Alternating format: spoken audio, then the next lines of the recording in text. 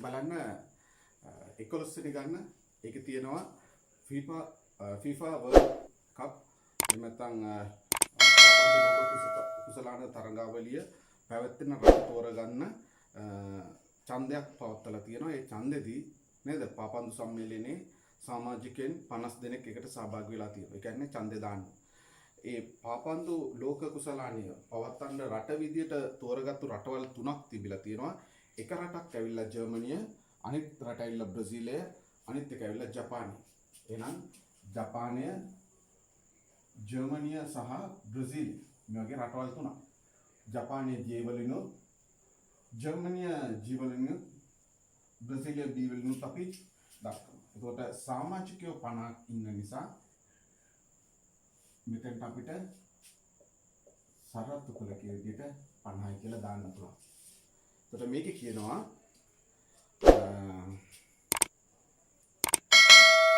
ජපානයට කැමති සමාජිකයන් 22යි. ජපානයට කැමති ඒගොල්ලෝ 22ක්. ඒගොල්ලන් අපිට මෙතනින් දාන්න පුළුවන්. එක්ක මෙතනින් දාන්න පුළුවන්. මම මේක මිස්සන එකක් නැහැ කියලා හිතලා තමයි මෙතන පැන්සලෙන් ඕගොල්ලෝ දානකොට දාන්න. ඊට පස්සේ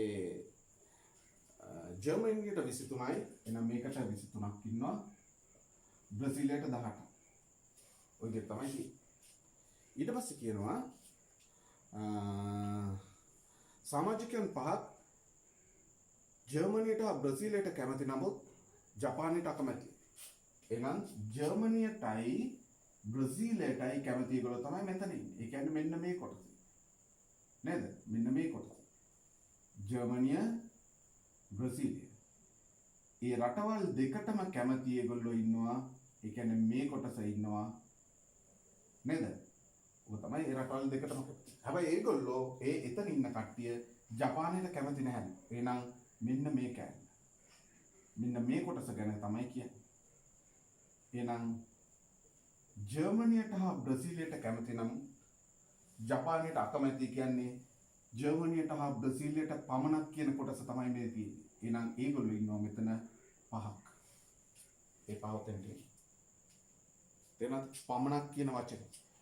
ජර්මනියට සහ බ්‍රසීලියට පමණක්. මේක කිව්වනම් ජර්මනියට හා බ්‍රසීලියට කැමති. මේගොල්ලෝ එලා ජර්මනියට හා බ්‍රසීලියට කැමති. ජපානටත් කැමති. වෙනම කතාවක්. එහෙනම් ජර්මනියට හා බ්‍රසීලියට කැමති කියපුවම සමහරවිට වෙන රටකටත් කැමති වෙන්න පුළුවන්. ජර්මනියට හා බ්‍රසීලියට පමණක් කියලා කිව්වනම් ඒගොල්ලෝ ජපානයට කැමති වෙන්නේ නැහැ. ඒක නිසා තමයි ජපානයට අකමැති කියලා ඒගොල්ලෝ කියන්නේ. 5 දෙනෙක්. හරිද? 9 දෙනෙක් ජපානයට හා ජර්මනියටද 9 දෙනෙක් ජපානයට හා ජපානය කියන්නේ මේ රවුම හා ජර්මනියට. ඒ කියන්නේ මෙන්න මේ කොටස 9ක් ඉන්නවා. එන ඒගොල්ලන් මම මෙතන ඉන්නවා. ඊළඟ එක කියනවා සමාජිකයන් 5ක් ජපානයට හා බ්‍රසීලියට කැමති. සමාජිකයන් 5ක් ජපානය හා බ්‍රසීලියට කැමති. ඒ කියන්නේ මෙන්න මේ කොටස.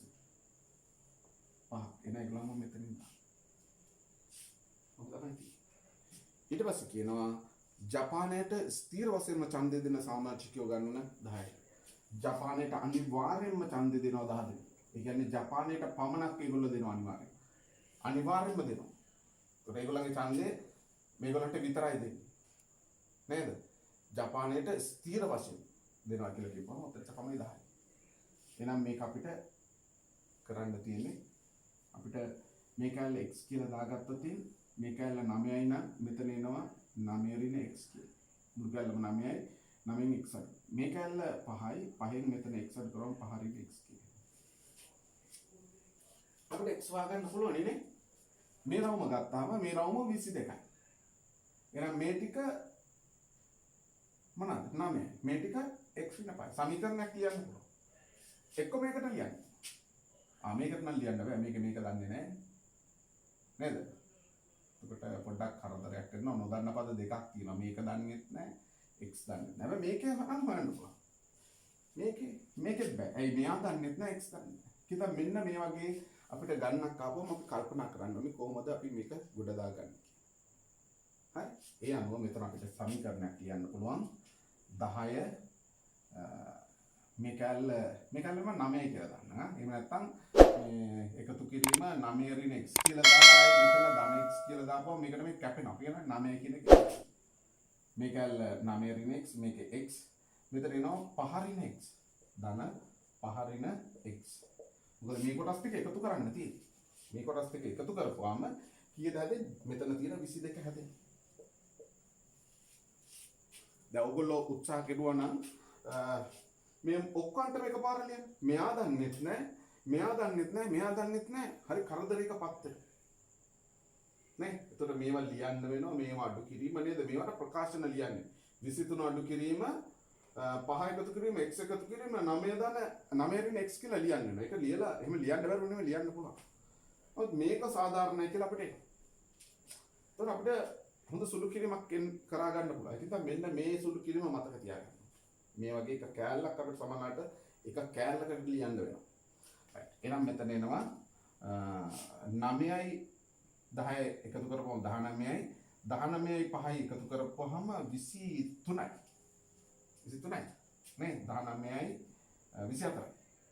එවනේ 10යි 9යි 19යි 5යි එකතු කරපුවම 24යි.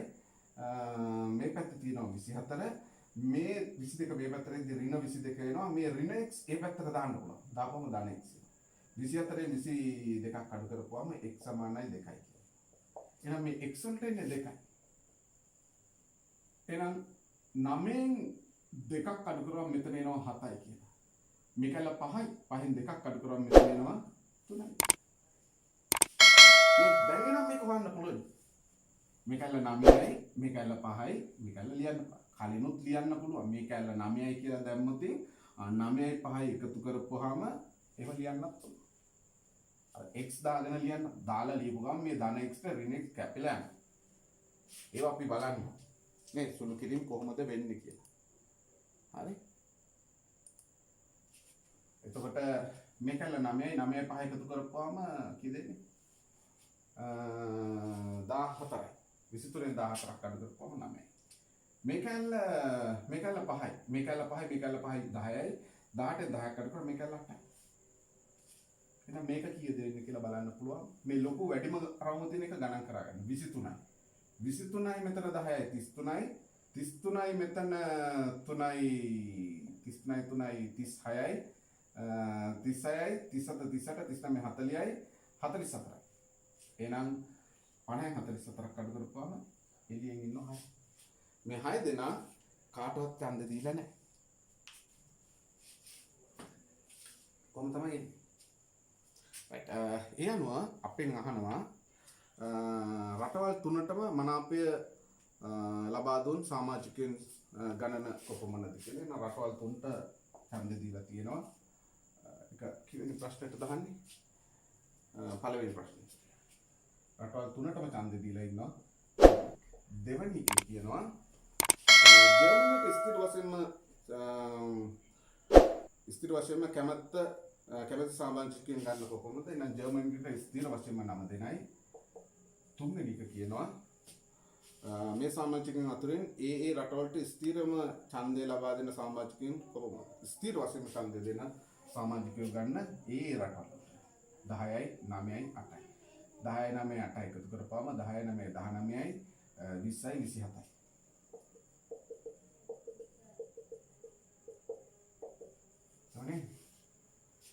හතරවෙනි එක බලන්න මේ රටවල් තුනම ප්‍රතික්ෂේප කරන සමාජිකයෝ ගන්න 6 දෙනෙක් ඉන්නවා.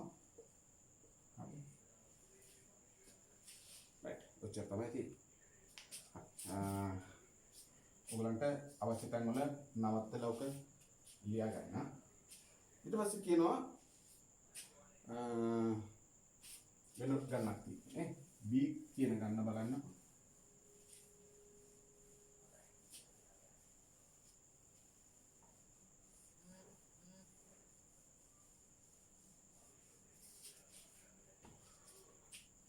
ඒක දීලා තියෙනවා A හා B කුලක දෙකකි B ගේ පැත්තට කට වැහිලා A ගේ පැත්තට කට ඇරිලා තියෙන එකෙන් තේරුම කියන්නේ B උපකුලකයක් A වල. එහෙනම් A කියන රවුම ඇතුලේ තමයි B කියන පැටිය ඉන්නේ. එහෙනම් A කියන රවුම ඇතුලේ තමයි B කියන කුලකයේ තියෙන්නේ. එහෙනම් ඔහොම තමයි තියෙන්නේ. ඔක තමයි අදහස. මෙයාගේ පැත්තට කට වැහි. එහෙනම් B ඇතුලේ ඉන්නේ. B උපකුලකයක් A වල. NA දීලා තියෙනවා 20යි කියලා.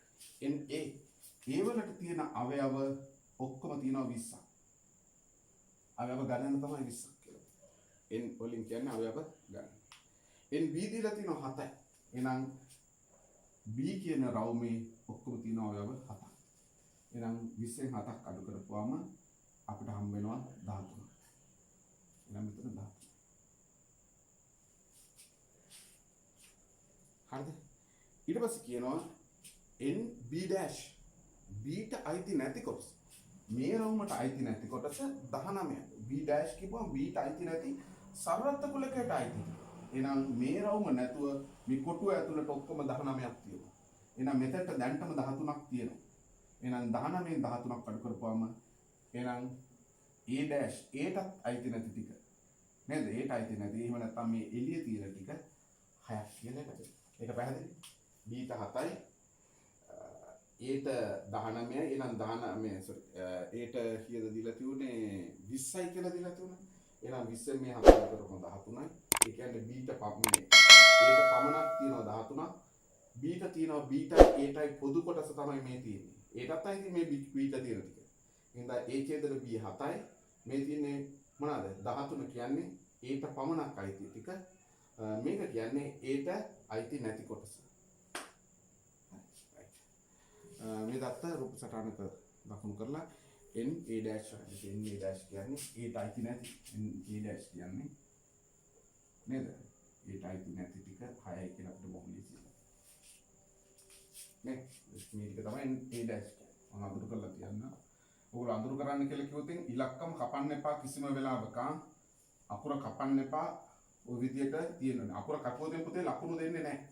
ඒක අනිවාර්යෙන් කියලා තියෙන දෙයක්. හරිද? නොසලකිල්ලෙන් එක ඉලක්කමක්වත් කපන්න නම් එපා රූප සටහන් වල. right. ඔය විදිහට තමයි තියෙන්නේ.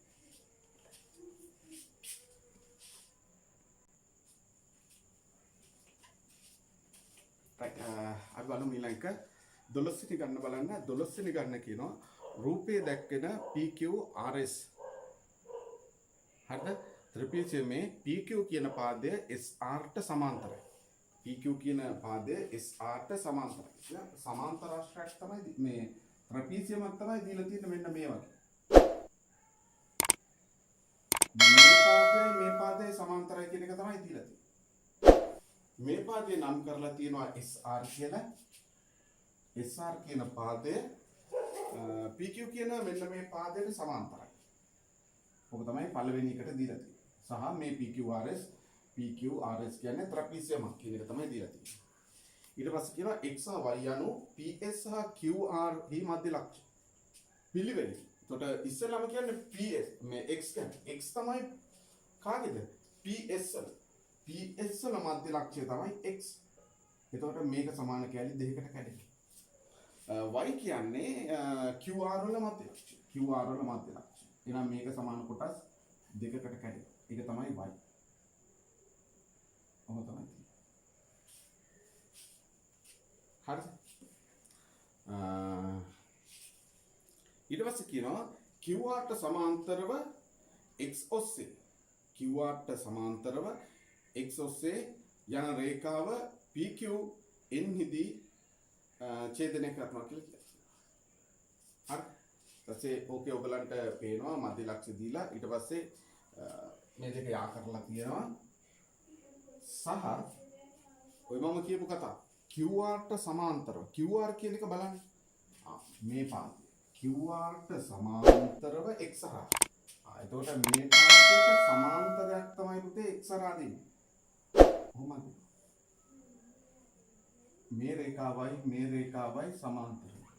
මෙයාට සමාන්තරව QR ට සමාන්තරව x හරහා දින රේඛාව දික්කල RS එවනේ තියෙන්නේ.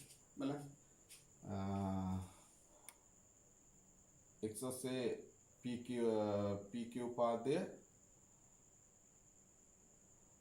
n හිදීද PQ පාදය n වලදී නේද?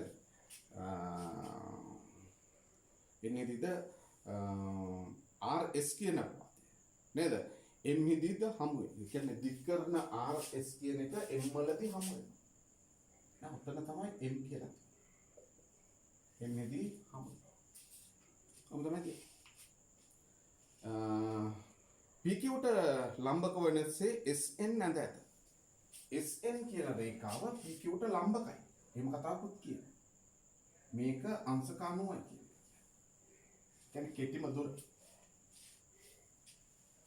මේ ත්‍රිපිටකයේ වර්ගඵලය හොයද්දී පාවිච්චි කරන දෙයක්. සමාන්තර පාදවල එකතුව බෙදීම දෙක නේද? වැඩි කිරීම ලම්බක උස. එක් කරගන්න තමයි ඒගොල්ලෝ ඒවා දීලා තියෙන්නේ. ඒකේ කියලා තියෙනවා QR සමානයි 10යි. QR 10යි. QR 10යි නම් මේ කැල්ල 5යි මේ කැල්ල 5යි කියලා තමයි කැඩෙන්නේ. හරිද? QR 10යි. PQ දීලා තියෙනවා 20යි කියලා. PQ පාදයේ 20යි. PQ මේ පාදයේ 20යි.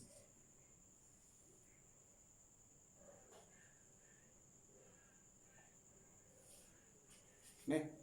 PQ 20යි කියලා තියෙනවා. SN 8යි. SN මේ පාදයේ 8යි. 8 සෙන්ටිමීටර. හරිද? එහෙනම් MN දිග කොතනද කියලා. එතකොට MN දිග කියලා බලන්න පේනවනේ. මේ පාදයට සමාන්තරයි මේ පාදයට සමාන්තරයි කියලා මේක සමාන්තරයි. නේ? එහෙනම් අපිට කියන්න පුළුවන් NQRM එහෙම නැත්නම් MNRQ NM හරිද? හරිද? එහෙම නැත්නම් MNQR කැමති විදිහකට ලියන්න. එහෙනම්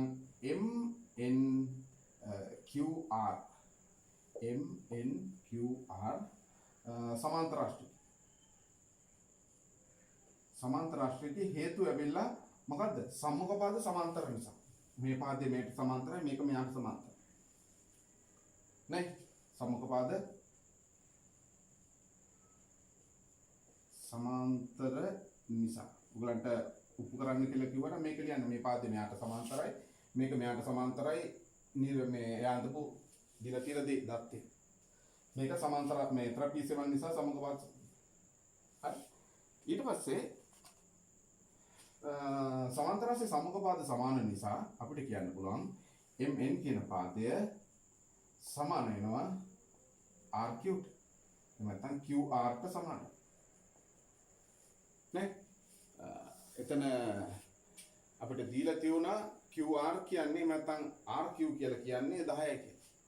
එහෙනම් MN සමානයි 10යි සෙන්ටිමීටර. හේතුව නම් මෙතන ලියන්න.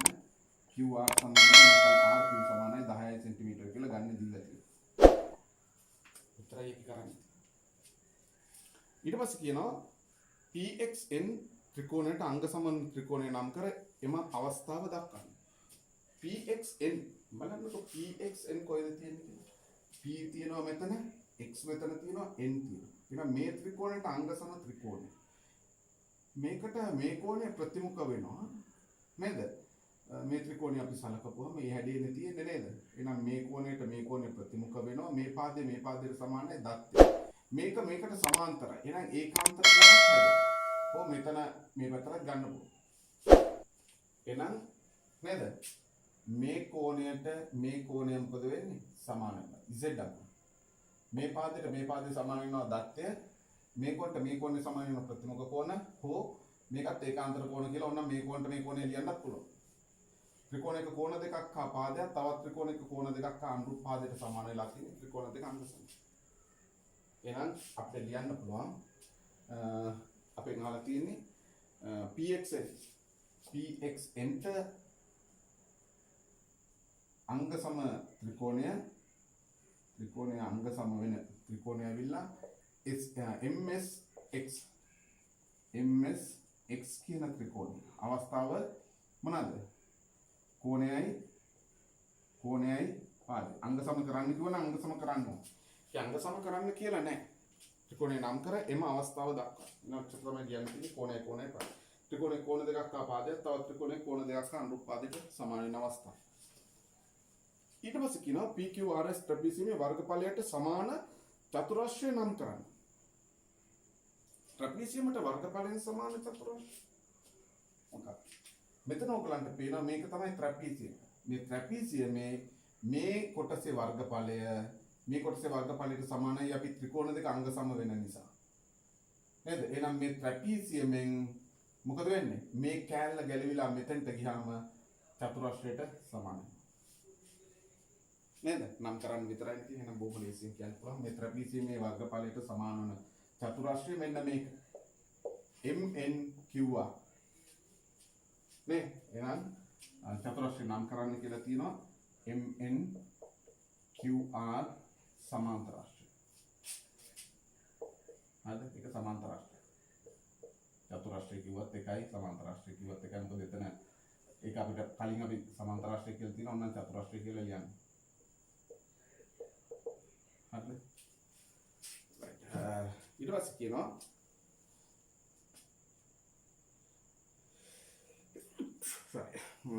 චතුරස්‍රය නම් කර එහි වර්ගඵලය ලියන්න. එහෙනම් මේ සමාන්තර රාශිය වර්ගඵලය හොයන්න තියෙන්නේ. නේද? සමාන්තර රාශිය වර්ගඵලය මේ පදේ අපි දන්නේ. ඒක අපිට දන්නේ. නමුත් අපිට දන්නවා ට්‍රැපීසියමේ වර්ගඵලය. ට්‍රැපීසියමේ වර්ගඵලය අපි කොහොමද හොයන්නේ?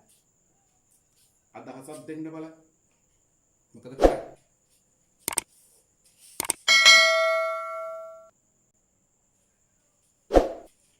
කියන්න බලන්න මොකද කරන්න කියලා. right මේක දිහා බලපුවාම මේ ට්‍රැපීසියමේ වර්ගඵලය කියන්නේ සමාන්තර පාදවල එකතුව. මේ පාදය දන්නේ නැහැ. එහෙනම් ඒකට යන්න බෑ. නේ ලම්බ කුස දන්නවා සමාන්තර පාද දෙක එකතු කරලා දෙකෙන් බෙදලා ලම්බ කුසින් වැඩි කරනවා නම් එනවා. ඒක හරියන්නේ නැහැ. මේ සමාන්තර රාශිය ගත්තද? සමාන්තර රාශිය වර්ගඵලය ට්‍රැපීසියමේ වර්ගඵලයට සමාන වෙනවා. එහෙනම් මේ පාදය දන්නේ නැහැ. එතකොට ඒක කරන්න බෑ. එහෙනම් මොකද කරන්නේ? උන්ට කල්පනා කරද්දී මොකක්ද අපිට හිතෙන්නේ කියන්නකෝ. මෙතන ඇයි මෙයා මේ මධ්‍ය ලක්ෂ්‍ය දුන්නේ කියලා එක අපිට කල්පනා කරුවොත් මේක මොකද වෙන්නේ? මේක කොටස් කීයකට කැඩෙනවද? දෙකකට කැඩෙනවද? නේ? එහෙනම් මෙතන තියෙනවා සමාන්තර රාශියක් නේද? ඒ විදියම එකක් තමයි මෙතනක් තියෙන්නේ. එහෙනම් අපිට ඒකෙන් යමක් ගන්න පුළුවන්. මොකක්ද ගන්න පුළුවන්?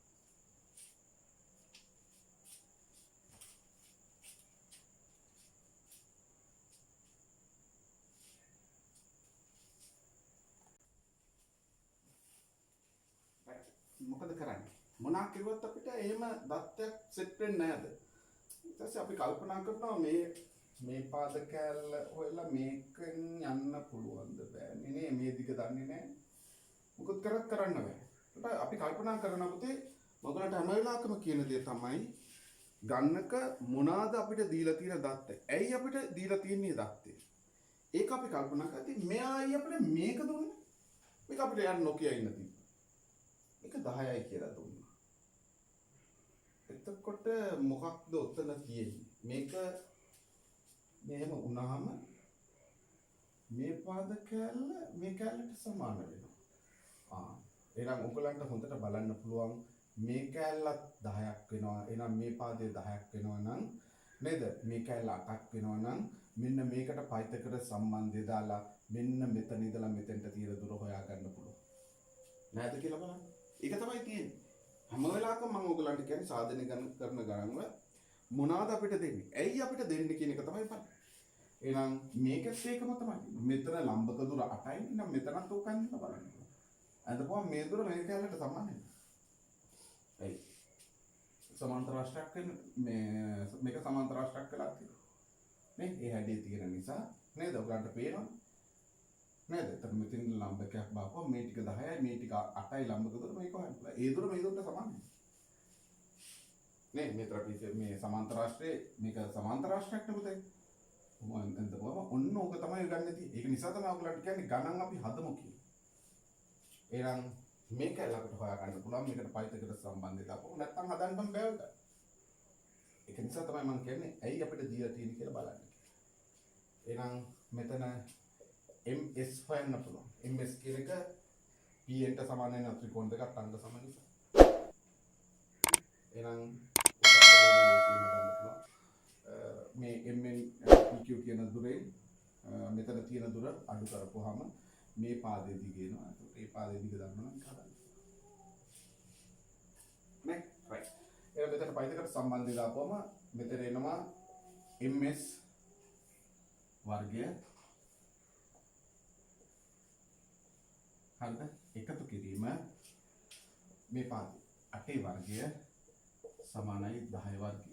පයිදකට සම්බන්ධය. ms වර්ගය 8 වර්ගය 64යි 10 වර්ගය 100යි. ඒ අනුව ms වර්ගය අපිට හම් වෙනවා 100න් 64ක් ගන්න කරපුවාම ms වර්ගය අපිට හම් වෙනවා 36. ඒ අනුව ms කියන්නේ 36 කියන එකේ වර්ගමූලය ගත්තාම ms කියන්නේ 6 සෙන්ටිමීටර. එහෙනම් මේ ටික 6යි. මේ ඒ ටික 6යි නම් මේ ත්‍රිකෝණ දෙක අංග සම නිසා මේ පාදයක් වෙනවා කීයයි කියලාද? මේ ටිකත් වෙනවා 6යි කියලා. එහෙනම් මේ ටික 6යි නම් මේ සමාන්තර රාශිය මේ පාදය අපිට හොයාගන්න පුළුවන්. මේ මුළු පාදයේම මෙතන මෙතනට 20යි. එහෙනම් 20න් 6ක් අඩු කරපුවම මේ පාදේ එනවා කීයයි කියලාද කියන්නකෝ.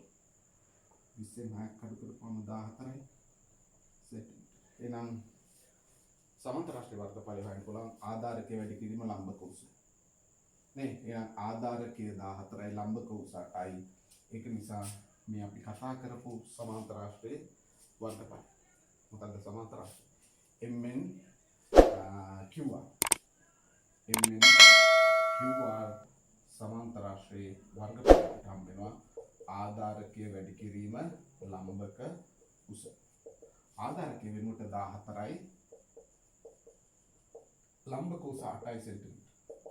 8 වරක් 4 නේ 32 දෙක දාන 3ක් විතර 8 වරක් 1 8යි 9 10 112යි වර්ග සෙන්ටිමීටර කියලා ඒක ලැබෙනවා. හරි. රයිට්. ඊළඟ එක බලන්න. ඊළඟ එකේ කියනවා mx සහ qy අතර සම්බන්ධතාවයක් කුමක්දයි හේතු දක්වන්න. mx සහ qy බලන්න mx සහ qy කියනවා. mx කියපුවා මේක. qy කියපුවා මේක. මේ දෙන්න අතර තියෙන සම්බන්ධය. මොකක්ද සම්බන්ධය?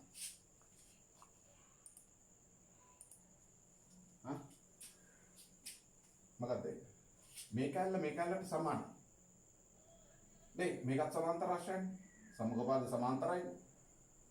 නේ මේ වැඳපුවාම ඔයගොල්ලෝ දන්නවනේ මේකට සමාන්තර. එහෙනම් මේක සමාන්තර. එහෙනම් මේ කැල්ල පහයි නම් මේ කැල්ලත් පහයි. නේ මෙතන මේක සමාන්තර රාශියක් වෙනවා සහ මේකත් සමාන්තර රාශියක් වෙනවා. එහෙනම් මෙයා මෙයාට සමානයි, මෙයා මෙයාට සමානයි. එහෙනම් මේ දෙන්න මොකද වෙන්නේ? ඉතලක පොඩ්ඩක් ලියන්න ඕන. mx සමානයි කාටද? ry නේද?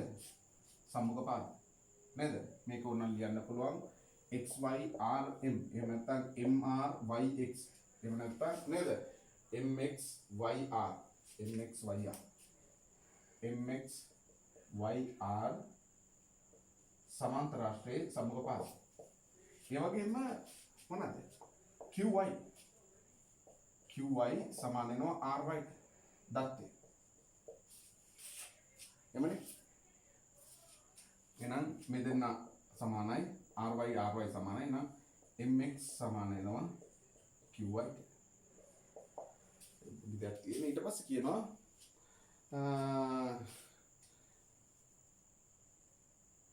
xy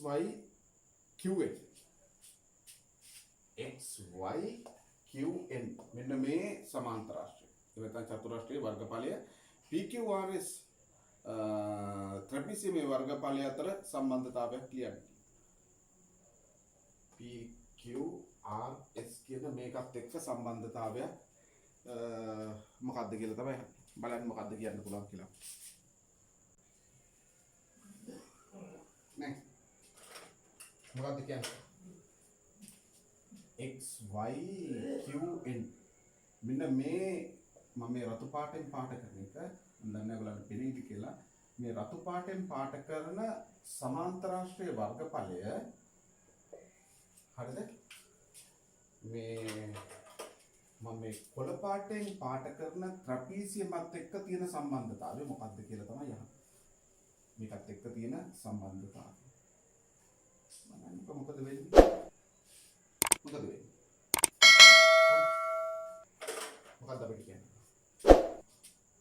මේ කෑල්ල ඔහොම තියෙනවා සහ මෙතන තියෙන කෑල්ල මෙතනට සමාන වෙනවා. එතන සමාන්තරාශ්‍රයෙන් නේද? මේ ලොකු සමාන්තරාශ්‍රයෙන් භාගයක් මේ කෑල්ල.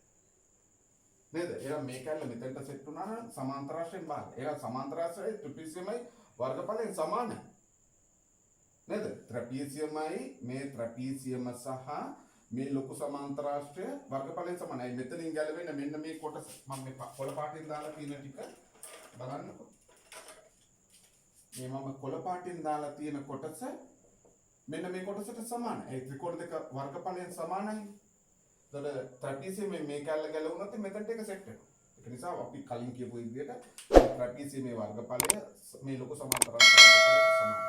එතකොට මේ ලොකු සමාන්තරාශ්‍රයෙන් භාගයක් තමයි මෙතන.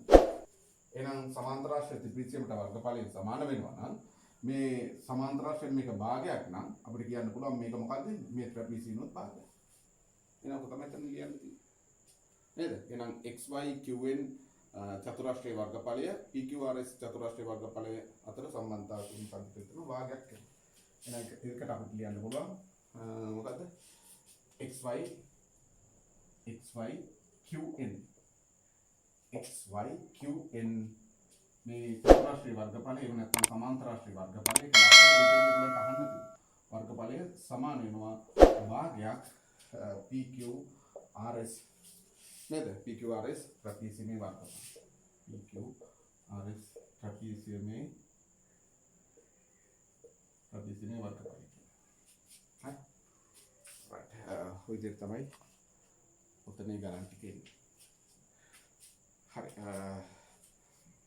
බලන්න මම ඔයගොල්ලන්ට අවශ්‍ය තැන් වල බලලා ලියන්න.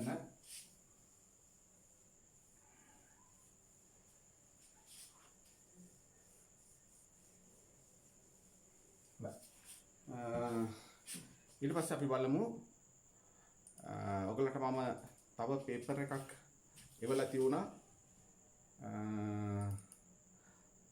මට මතක විදියට දකුණු පේපර් එක එවලා තියුණා. ඉන්න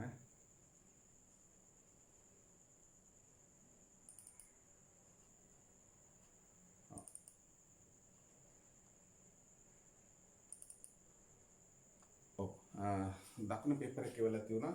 මම මේකේ ඔයගලන්ට විශේෂයෙන් කතා කරන්න තියෙන මොකද මේ ඔය ප්‍රස්තාර ගන්නේ අන්තිම ටික. ඒක තමයි මට විශේෂයෙන් ඔයගලන්ට කියලා දෙන්න තියෙන්නේ. මම ඔක හැබැයි වගේ ගන්නක් එකපාරක් හදලා තියෙනවා ඔයගලන්ට. ඔයගලන්ට ඒක මතක නැති වෙලා ඇති සමහරලාට. නමුත් මම ඒක පොඩ්ඩක් කතා කරන්නම් ඔයගලන්ට. බලන්න මේකේ සමීකරණය දීලා තියෙනවා y සමානයි x වර්ගය ඍණ 4x ඍණ 1. මේ ප්‍රස්තාරය ලක්ෂණ අපි බොහොම හොඳට කතා කරලා තියෙනවා. මම ආයෙත් පොඩ්ඩක් මතක් කරගෙන යන්නම්.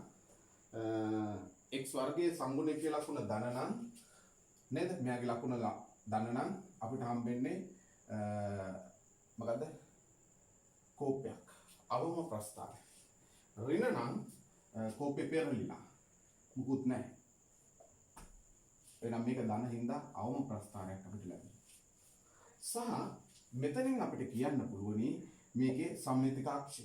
සම්මිතික අක්ෂය බලන්න x වල සංගුණකය මොකද කරන්න ඕනේ? ඍණ 4 බෙදන්න ඕනේ ඍණ 2. මෙයාගේ ලකුණ ධන එකක් වෙලා තියෙනවා. ඒ බෙදන අවස්ථාවේ මෙයාගේ ලකුණ මෙතන 2යි 3යි 2මාරයි භාගයයි x ඍණ x ඒ වගේ. මෙතන ලකුණ ධන එකක් වෙලා තියෙනවා. එහෙනම් ධන එකක් කරගෙන ඉවර වෙලා තමයි මෙතන එන සම්මිතික ඍණ දෙකෙන් බෙදපුවම සම්මිතික අක්ෂ සමීකරණය එනවා. ඍණ කැපිලා 7ට 2 වරක් 2යි. එහෙනම් 2යි කියලා එනවා. x සමානයි 2 කියන රේඛාව වටා මේ ප්‍රස්ථාරය සම්මිතික වෙනවා. x සමානයි 2යි කියලා අපිට දන්නවා නම් හරිද? මේකේ අවමගිය අපිට හොයන්න පුළුවන්. මේකට ගිහිල්ලා දාන්න තියෙන්නේ x වර්ගය ඍණ 4x ඍණ 1ට ආදේශ කරන්න පුළුවන්. x වලට දානවා 2 2 වර්ගය ඍණ 4යි x වලට දානවා 2 ඍණ 1 2 වර්ගය 4යි ඍණ 4 වරක් 2 8යි ඍණ 1යි ඍණ 8යි ඍණ 1යි එකතු කරපුවාම අපිට හම්බෙනවා ඍණ 9යි. ඍණ 9යි දාන 4යි සුළු කරපුවාම ඍණ 5යි. මතක තියාගන්න ඔහොම කතාවක් මම කිව්වා කියලා. එහෙනම් වර්තන ලක්ෂ්‍ය කණ්ඩාංකය 2දී ඍණ 5 කියන අගේ. බලන්න එතකොට ඔයගලන්ගේ ඔතන ප්‍රස්ථාරයේ වගුව දීලා තියෙනවා. වගුවේත් ඔතන 2දී සුළු කරපුවම ඍණ 5 එනවා. හරි. මම ඔයගොල්ලන්ට ඇක්ටි වෙන්න කතා කරලා තියෙනවා. අපිට මේ පන්තිය වැඩක් නැති වුණා. බලන්නකෝ. එහෙනම් මේ විදිහට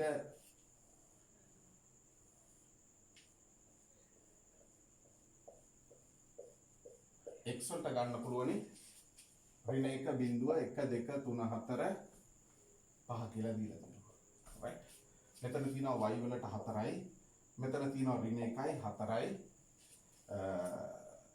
ඊට පස්සේ තියෙනවා ඍණ 4 නේ. ඍණ 4යි 4යි ඍණ 1යි ඍණ 4යි. මෙතන හිස් තැනක් ආයෙ තියෙනවා ඍණ 4යි ඍණ 1යි ආයෙ 4යි. මේක හොයන්නේ එක තැනක් හොයන්න තියෙද්දි එක කොහොලේ ප්‍රස්ථාර එතන උත්තර ලියන තැන හොයලා තියෙන x සමානයි 2 විට y සමානයි x වර්ගය ඍණ 4යි x ඍණ 1ට ආදේශ කරන්න. y සමානයි x වලට ආදේශ කරන්න 2 2 වර්ගය ඍණ 4යි x ආදේශ කරපුවාම y සමානයි 2 වර්ගය 4යි ඍණ මෙතනට x වලට 2 දාන්න. 4 වලට 2 8යි ඍණ 4 ඍණ 9යි එහෙනම් y සමානයි ඍණ 5යි කියලා. ඔයගොල්ලන්ට පේන මෙතන ඍණ 5යි කියලා අපු ගමන් මේක මේ විදිහට සම්මිතික වෙලා තියෙනවා. එහෙනම් හැරෝම් ලක්ෂ්‍ය මම කියපු දේවල් ටික ඔක්කොම තියෙනවා. නේ? ඉතින් තමාලට මේ ප්‍රස්ථාර ගන්න එක ලකුණක්වත් අයින් කරගන්න අයිතියක් නැහැ. ප්‍රස්ථාරයේ අඳින තැන ඉඳලා ලක්ෂණ මම කතා කරලා තියෙනවා. හරි. ඒ අනුව ওই විදිහට අපිට හම්බ වෙනවා. ඊට පස්සේ කියනවා ප්‍රස්ථාර කඩදාසියේ අඳින්න කියලා තියෙනවා. ඉතින් ඔයගලන්ට මේක බෙදාගෙන අඳින්න පුළුවන්. ඍණ 1 ඉඳලා ධන 5ට එන්න ඕනේ. සහ මෙතන ඍණ 4 ඉඳලා ධන 4ට තියෙනවා. ඒකවා මේක මැද්දෙන් අඳින්නම් රේඛාව. මෙන්න මේ විදිහට අක්ෂ දෙක මෙතනට ඍණ 1. හරිද? ඍණ 1 නේ අඳුම තියෙන්නේ. ඊපස්සේ මෙතන තියෙනවා 1යි 2යි 3යි 4යි 5යි කියලා තියෙනවා. හරි. ඔය විදිහට 1 2 3 4 5 කියලා තියෙනවා. හරි. මේකේ 1 2 3 4 5 වෙනකම් මම ගන්න තියෙන 4 වෙනකම් ගත්තා නැහැ තියා. මේක y අක්ෂය මේක x අක්ෂය. අක්ෂ නම් කරන්න. ওই ටිකට ලකුණක් තියෙනවා. 1 2 3 4 5 1 2 3 4 1 ඍණ. ඔකේ ওই ටිකට එක ලකුණක් තියෙනවා. right ඍණ 1ේදී ඍණ 4යි ඍණ 1ේදී ධන 4යි මෙතන තියෙන්නේ. බිංදුවේදී ඍණ 1යි මෙතන තියෙන්නේ. එකේදී ඍණ 4යි දෙකේදී 5 වෙනකම් තියෙනවා. දෙකේදී ඍණ 5යි. සහ තුනේදී ආය 4යි. හරි. හතරේදී ඍණ 1යි. පහේදී ධන 4යි. එතකොට මේක ඔයගලන්ට මේ විදිහට වුමනාවෙන් අඳ ගන්න.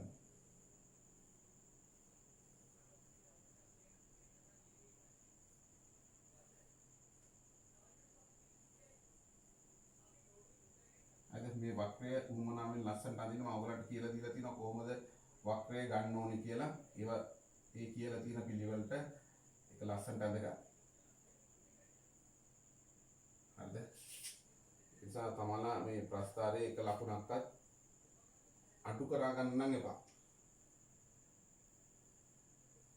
ඔය දෙක ප්‍රස්ථාරය. හරි.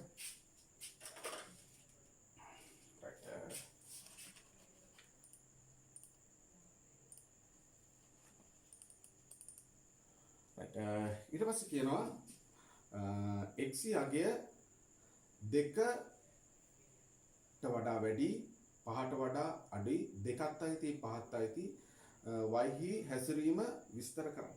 ඒක දීලා තියෙන්නේ x විශාලයි සමානයි 2යි කුඩායි සමානයි 5යි. දෙක x වලට දෙක කියන්නේ කොතනද?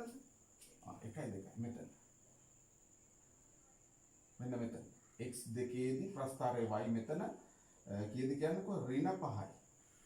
සහ x සමානයි 5. 5 කියන්නේ මෙතන. එහෙනම් මෙන්න මෙතන. මේ ලක්ෂ දෙක ඇතුළත තමයි කතා කරන්නේ. x වලදී දෙකයි. x දෙක හෝ දෙකට වඩා සමාන. හරිද? විශාල වෙන්න ඕනේ. වැඩි වෙන්න ඕනේ. ඒ කියන්නේ මේ පැත්තට යන්න. x විශාල වෙන්න ඕනේ දෙක ධන දෙකට හෝ ධන දෙකට වඩා. කුඩා වෙන්න ඕනේ 5 හෝ 5ට වඩා අඩුයි. ඒකෙන් මේ ලක්ෂ දෙකත් ඇතුළත්. ලක්ෂ දෙකයි තියෙන්නේ. වෙනකොට ප්‍රස්ථාරේ y වල පරාසය. එතන y වල හැසිරීම විස්තර කරනවා. එහෙනම් මේක අපිට කියන්න පුළුවන් මොනවද එන්නේ? ඍණ 5 ඉඳලා මේ x 2 ඉඳලා x 5ට වැඩි වෙනකොට 2 ඉඳලා 5ට මේ ටිකේ වැඩි වෙනකොට මේක උපදින්නේ ප්‍රස්ථාරේ. එන්න වැඩි. එහෙනම් y වල y විස්තර කරන්න තියෙන්නේ y විශාල වෙනවා කීයටද මෙතන? ඍණ 5 අයිති ඍණ 5 අයිති ඍණ 5 හෝ ඍණ 5ට වඩා විශාල වෙනවා කීයද? මෙතන ලැබෙන උත්තරේ 4යි. ධන 4ට වඩා අඩු වෙනවා හැබැයි ධන 4ත් අයිති. එහෙනම් ඕක තමයි ඔයගොල්ලෝ ඔතෙන්ට ලියලා තියෙන්නේ. හරිද? x වලගේ 2 ඉඳලා 5ට යනකොට y මොකද වෙන්නේ? ඍණව වැඩි වෙලා බිඳුව ලැබලා මෙතනට යනවා. හරිද? ඉතින් මේක මේ විදිහට අහලා තියෙන නිසා අපිට ওই විදිහටම විස්තර කරලා කියන්න පුළුවන්. එතකොට මේක මේ විදිහට ලියලා අර මම කියපු උත්තරේ ලියන්න. නේද? ඍණ 5 සිට y එතන ශ්‍රිතයයන් නේද? y වලගයන් ඒකනේ අපෙන් අහලා තියෙන්නේ y හිස.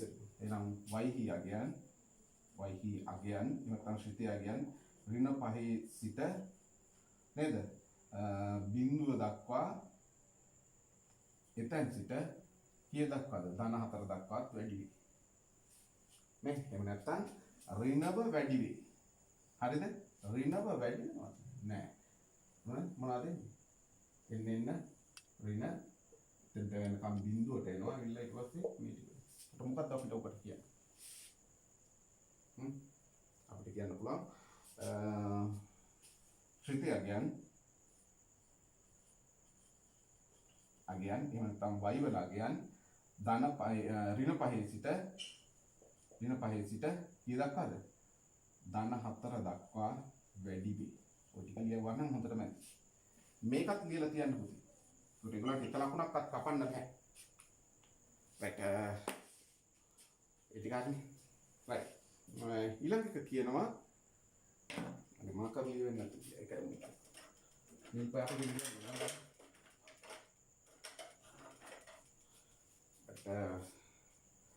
බලන්න ඊට පස්සේ දීලා තියෙනවා y සමානයි එතන දීලා තියෙනවා x ඍණ a වල වර්ගය ධන b ආකාරයට මේ ප්‍රස්ථාරය ලියන්න කියලා. ආකාරයට ප්‍රකාශ කරන්න කියලා තියෙනවා. හරි. එතකොට මේ අපිට දීලා තියෙන සමීකරණය විදිහට ලියන්න පුළුවන් ලොකු කතාවක් නෑ.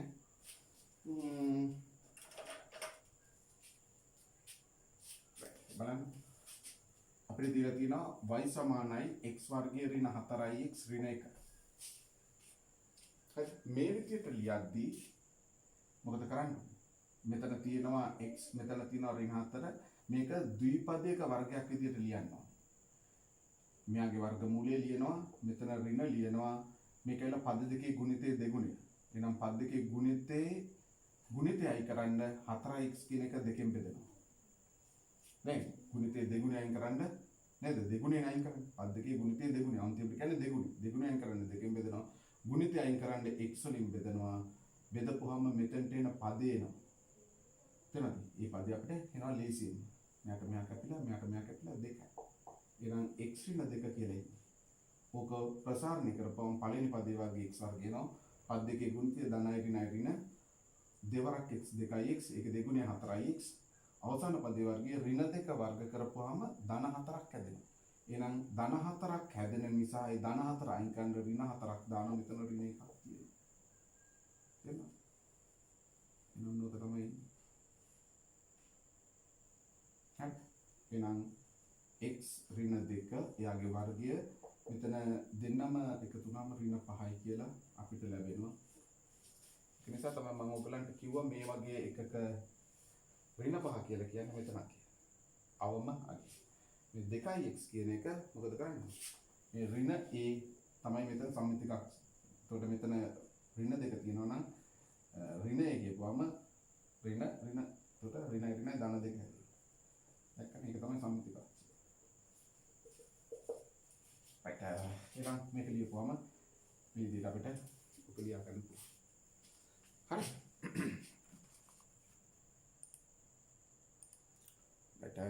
ඊළඟ බලන්න ඊළඟ කොටස මම මේකට පොඩ්ඩක් මකන්නම්.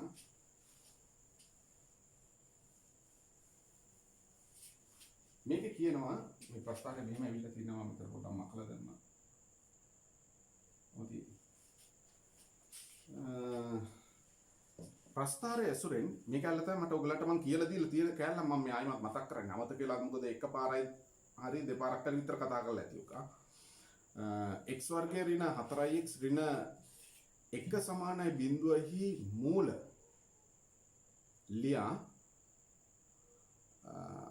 පහේ වර්ගමූලය ආසන්න දශම ස්ථානට දක්වන්න කියලා තියෙනවා. මොකක්ද එතන කියන්නේ?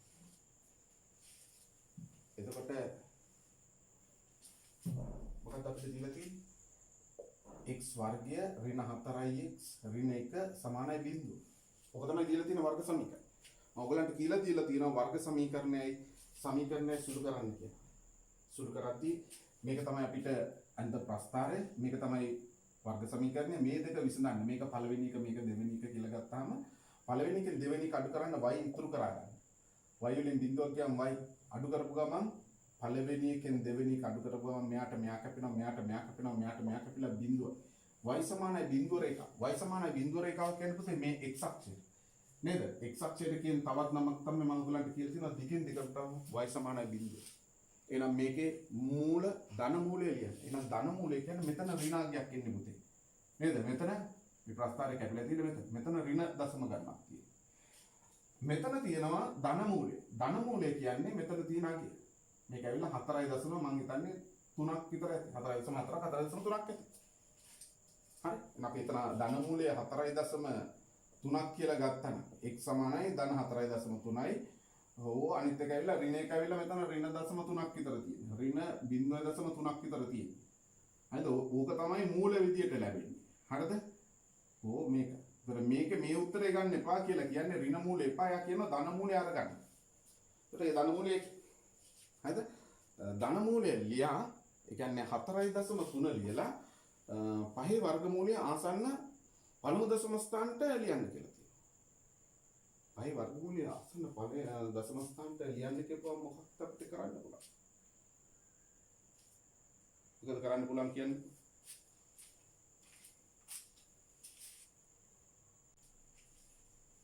කියන්න බලන්න මොකද කරන්නේ?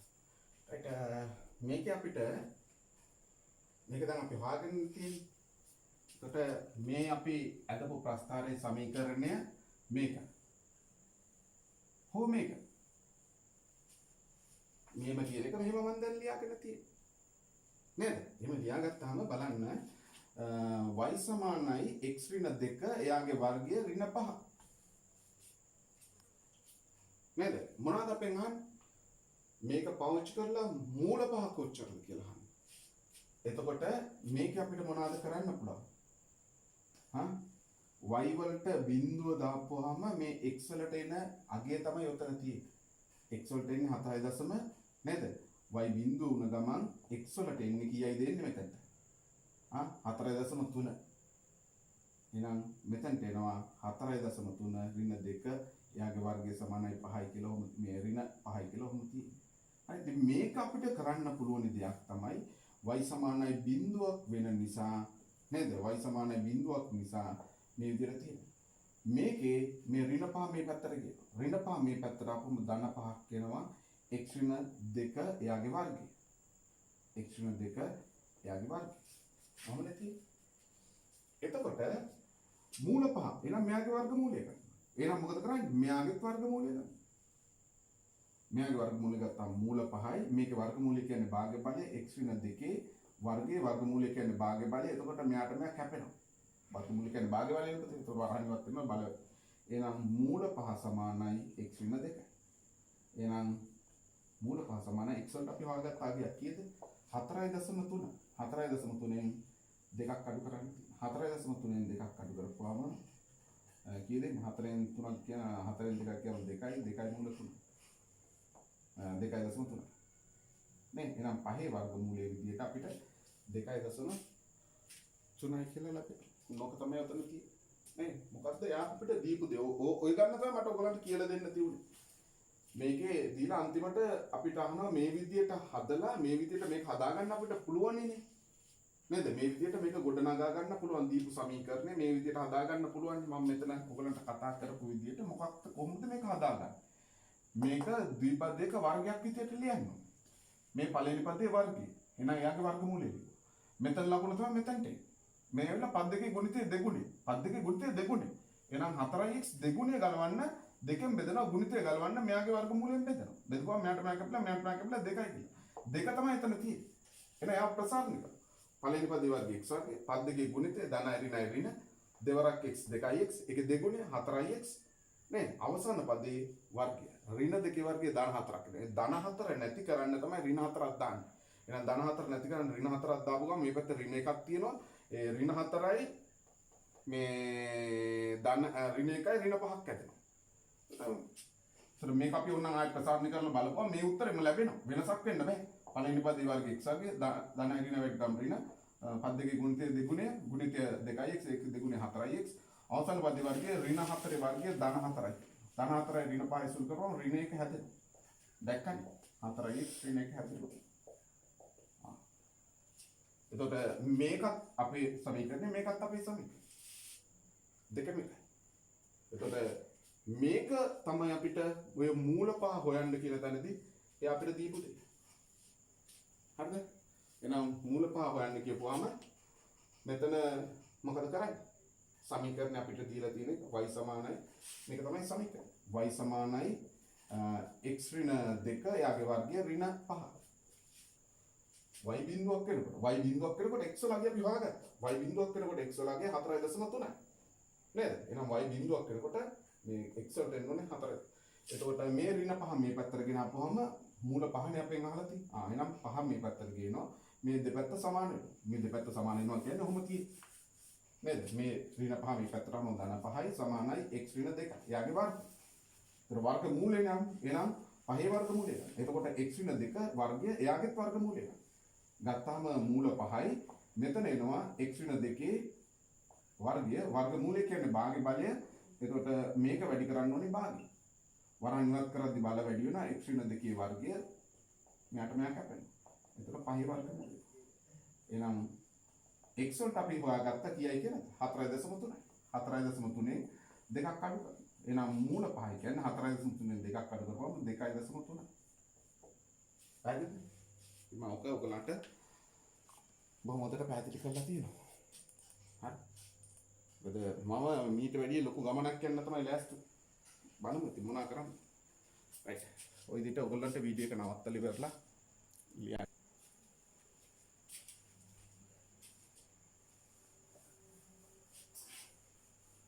හරි. මම තා එක ගන්නක් හදන්නම්.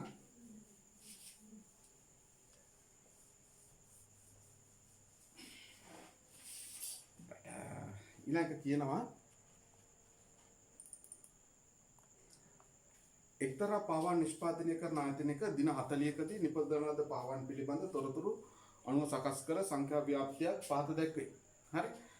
ඒකේ දීලා තියෙන පාවන් සංඛ්‍යාව 10යි 24යි ඊළඟ පටන් ගන්න 25න් 25 39යි ඊළඟ පටන් ගන්න 40න් 40 54යි 55යි 69යි 70යි 84යි 85යි 99 ආදී වශයෙන් දීලා තියෙනවා. දින ගන්න 2යි 5යි 10යි 12යි 8යි 3යි කියලා දීලා තියෙනවා.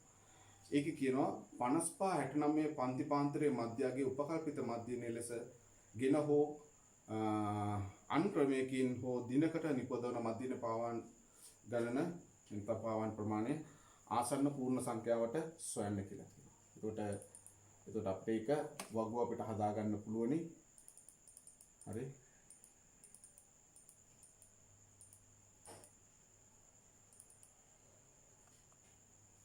පාවාන් සංඛ්‍යාව එක අක්ෂයකට ගන්න පුළුවන්. හරි. ඒක ගන්න පුළුවන් 10යි 24යි 25යි 39යි 40යි 54යි 55යි 69යි 70යි 84යි 85යි 99 කියලා ගන්න. හරි. මධ්‍යග තීරුවක් අපිට හදා ගන්න පුළුවන්. මධ්‍ය අගය. හරිද? මධ්‍ය අගය තීරුව එහෙම නැත්නම් x තීරුව. මේ දෙන්න එකතු කරලා දෙකෙන් බෙදන්න.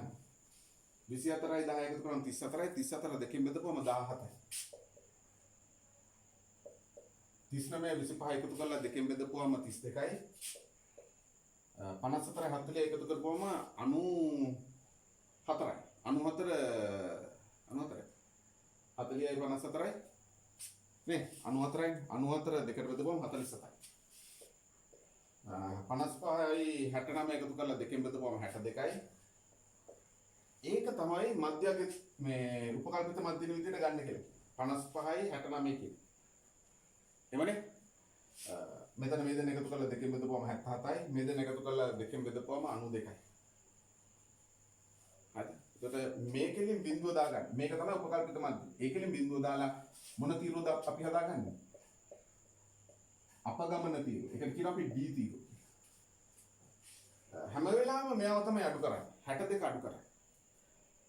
නේ 62 තමයි හැම වෙලාවෙම අඩු කරන්නේ. 17න් 62ක් අඩු කරපුවම 45යි එක ඍණ. 32න් 62ක් අඩු කරපුවම 30යි එක ඍණ. 47න් 62ක් අඩු කරපුවම එක 15යි එක ඍණ. 77න් 62ක් අඩු කරපුවම 15යි එක ධන. මේක අඩු කරපුවම 30යි එක ධන. මේවා ධන මේවා ඍණ. ඊට පස්සේ මෙතන තියෙනවා සංඛ්‍යාත තීරුව. සංඛ්‍යාතය එහෙම නැත්නම් දින ගන්න. F තීරුව කියලා අපිට කියනවා. නේද? එහෙනම් F තීරුව විදිහට 2යි 5යි 10යි 12යි 8යි 3යි කියලා. එහෙනම් මේ තීරු දෙක වැඩි කරන්න තියෙන්නේ F තීරුවයි D තීරුවයි වැඩි කරන්න. F D තීරුව හදාගන්න. 45 දෙකක් අපිට හම්බ වෙනවා 90යි. ඒක ඍණ. මෙතන එනවා ඍණ 150යි. මෙතන තියෙනවා ඍණ 150යි. නේද? ඍණ 150 දෙකයි. මෙතන තියෙනවා බිඳුවයි. බිඳුවෙන් 12 වැඩි කරලා මේක වැඩි කරපුවාම අපිට හම්බ වෙනවා 120යි. මෙතන හම්බ වෙනවා 90යි. ඒක දාන්න. ධන ටික එකතු කරන්න සහ ඍණ ටික එකතු කරන්න. කරලා FD එකතුව ගන්න. ධන ටිකයි ඍණ ටිකයි එකතු කරපුවම ඍණ වැඩි නේ 150යි 300යි 390න් මෙතන 190යි 200යි 210යි 210ක් අඩු කරා. අඩු කරපුවම අපිට හම්බ වෙනවා 180. ඍණ වැඩි ඍණ 180ක්. එමනේ එහෙනම් මධ්‍යනය අපිට ගන්න පුළුවන් සැබෑ මධ්‍යනය සමානයි උපකල්පිත මධ්‍යනය එකතු කිරීම අපගමනයන්ගේ මධ්‍යය.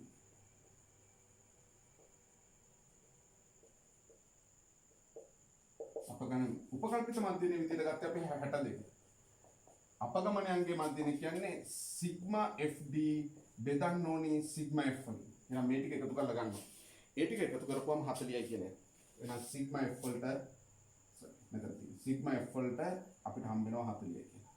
එහෙනම් 62 එකතු කිරීම මෙතන තියෙන ඍණ 180 බෙදන්න ඕනේ ඍණ 40. දෙතියෙන් මේකට කැපෙනවා.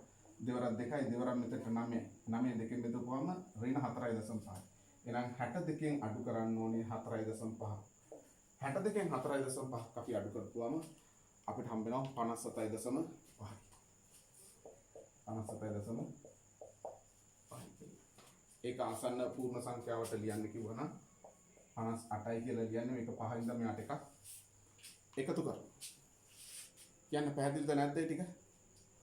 නේ මට තේරෙන්නේ නැති තැනක් තියෙනවා නම් නේද? ඔයගලන්ට පුළුවන් මෙසේජ් එකක් දාන්න මට. එතකොට මම ඒක ආයෙමත් පොඩ්ඩක් විස්තර කරන්නම්. මගේ පැත්තෙන් කරන්න පුළුවන් ඒ ටික තමයි. right ඔය විදිහට එනවා. ඊට පස්සේ කියනවා ආසන්න පූර්ණ සංඛ්‍යාවට සොයන්න ඉදිරි දින 60කදී නිපද විය හැකියි බලාපොරොත්තු වන පාවාන් සංඛ්‍යාව කොච්චරද කියලා. එහෙනම් දවසකට පාවාන් කොච්චරක් හදනවද? 58ක් හදනවා. එහෙනම් ඉදිරි දින 60කදී නිපදවන ප්‍රමාණය බලන්න මොකද කරන්නේ අපි? 58 වැඩි කරනවා 60. බිඳුවයි 6ක් 8 48න් 8 දානවා 4ක් විතර 6ක් 5 30යි 4යි 34යි. 3480 උත්පාදනය කරනවා. නේ ඉදිරි දින 60. මොකද තමයි කියන්නේ? ඊට පස්සේ කියනවා පාවාන් යුගලක් නිපදවීම සඳහා වැය වන මුදල වියදම. නේද? රුපියල් 1200ක්ද එක් පාවාන් යුගලක් විකිණීමෙන් අපේක්ෂිත මධ්‍යම ලාභය රුපියල් 480ක්ද නම් අපේක්ෂිත ආයතනයේ අපේක්ෂිත ලාභ ප්‍රතිශතය කොච්චරද කියලා අහනවා. ඉතින් බොහොම ලේසි දෙයක් නේද? සපත්තු දෙකක් හදන්න රුපියල් 1200යි නම් 1200කට එයා බලාපොරොත්තු වෙන ලාභය තමයි රුපියල් 480. 1200කට 480 වෙන ප්‍රතිශතය බලන්න බොහොම ලේසි 100ට කියලා. එවනේ එහෙනම් ඔක සුළු කරන්න ඔක සුළු කරපුවාම අර උත්තරේ හම්බ වෙනවා. මේ බිඳුවට මේ බිඳුව කපන්න පුළුවන්. මේ බිඳුවට මේ බිඳුව කපන්න පුළුවන්. 12ක් එකයි 12ක් මෙතන 4යි. 4 වඩා 10යි. 140ක ලාභයක් තමයි ආ බලාපොරොත්තු වෙන්නේ. නේ? right. එහෙනම් අදට ඔච්චරයි.